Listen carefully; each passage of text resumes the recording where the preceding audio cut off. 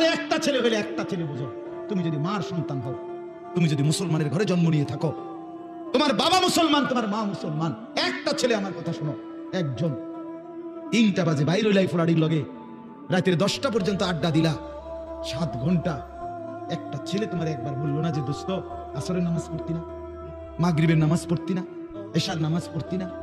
তুমি কোন দুঃখে এই ইবলিসের লগে চললা? এ তো শয়তান। কথা বলেন না কেন?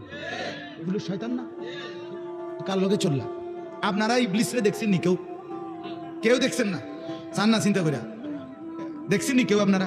আমি দেখছি, হ্যাঁ, আমি অহরহ দেখি, আমি নিয়মিত দেখি। আপনারা ইবলিস দেখেন নাই? আমি অনেক দেখছি। কোরআনে আল্লাহ বলছে ইবলিস ইন্নাশ শাইতান, মানুষের প্রকাশ্য শত্রু, আদুব্বুম মুবিন। যে কোনো হুজুরে জিজ্ঞাসা হবে, কোরআনে আল্লাহ বারবার বলছে শয়তান কি শত্রু? প্রকাশ্য শত্রু। কি শত্রু কর না? তাহলে আল্লাহ বলতেছে শয়তান প্রকাশ্য শত্রু, তো আপনি দেখতেন না? না দেখলে তো আপনি গোপনে কইলে, গোপন শত্রু কইলে বুঝেন নাই আপনি কথা? বুঝা গেল প্রত্যেকটা গুনাহ যেখানে সওয়ার হয়, যার উল্ফে সওয়ার হয়, তেই শয়তান। আপনি শয়তান দেখতেন না কা? বুঝো নাই? যে তোমার মোবাইলে উলঙ্গ ছবি দেখাইলো শুরু করছে, মনে করলে শয়তান দেখছো না? এই যাইতে আরি, এই তো শয়তান, এই তো শয়তান।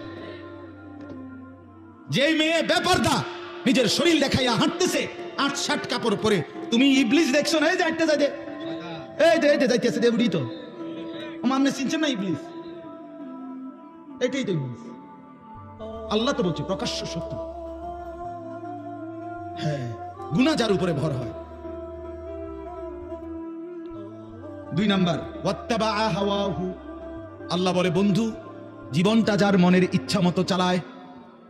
কোরআন কোথায়, সুন্নাহ কোথায়, আল্লাহ কোথায়, ইসলাম কোথায়, আল্লাহর হুকুম কই, রাসূলের সুন্নাত কই, কিচ্ছুর কোনো খবর নাই।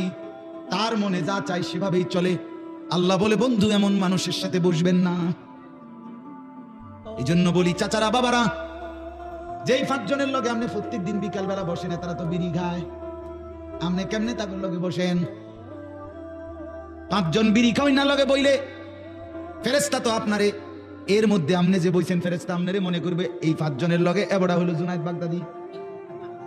তো কি আব্দুল কাদের জিলানী কি কোন একজন বুজুর্গের নাম কোন? আপনারে একটা কিছু কোন, আমনে কোন ডকের কি বোঝা যায় না? আমনে যে চিকন টুলের মধ্যে চা দোকানে 6 জনের লগে বইয়া বইয়া টেলিভিশন দেখেন, আমনে কি ডকের মানুষ বোঝা যায় না? এবড়া হেনে বইয়া কই ভালো মানুষ তো দেখি না, কীর্তেন দেখবেন আপনি? চাচা ভালো মানুষ আমার লগে নাইবেন আপনি? আমার মাদ্রাসার মধ্যে 85 জন ছাত্র হেফজখানায় পড়ে, শুধু হেফজখানা, মোট ছাত্র 400, আলহামদুলিল্লাহ।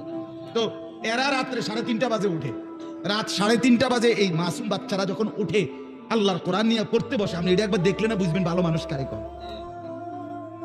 সাধুয়ানি কীর্তেন কোন ভালো মানুষ?